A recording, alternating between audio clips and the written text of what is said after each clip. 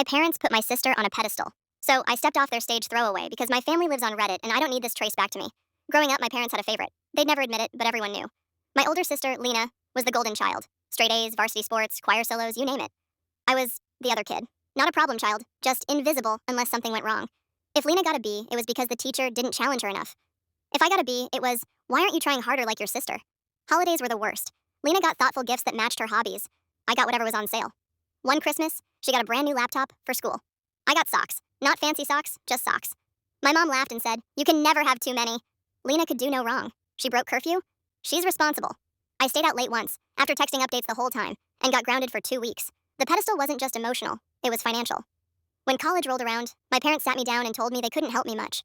We have to prioritize, my dad said, not even looking guilty.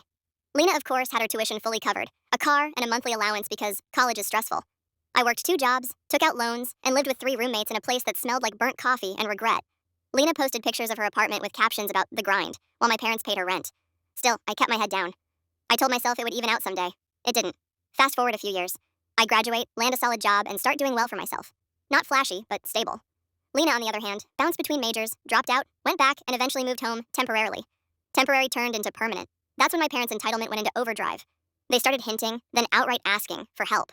At first, it was small things. Can you cover Lena's phone bill this month? Then bigger. We're a little short on the mortgage. Then the kicker. We think it's only fair you contribute more, my mom said. You're doing so well, and family helps family. I asked what Lena was contributing. Silence. Apparently, she was finding herself. The breaking point came when my parents invited me to dinner. I thought it was to catch up. Nope. It was an ambush. They laid out a plan.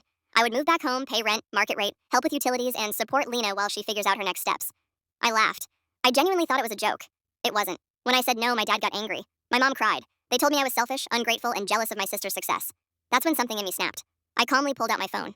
Over the years, I'd kept receipts, screenshots of texts asking me for money, emails about helping Lena, a spreadsheet I made in college tracking what I paid for versus what my parents paid for her. I sent it all to them, right there at the table. Then I said, I'm happy to contribute exactly as much as you contributed to me. They stared at the numbers. The difference was staggering. I stood up, paid for my own meal, and left. Here's the get back part. A few months later, my parents tried refinancing their house. They needed a co-signer because their finances were not great. They asked me. I declined. But I didn't just say no. I explained, politely, in writing, that I was prioritizing my future, just like they had always prioritized Lena's.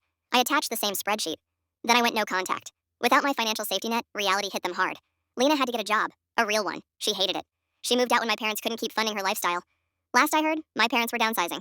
As for me, I paid off a big chunk of my loans, moved into a place I love, and started therapy. Turns out stepping off the stage they built for my sister was the best thing I ever did.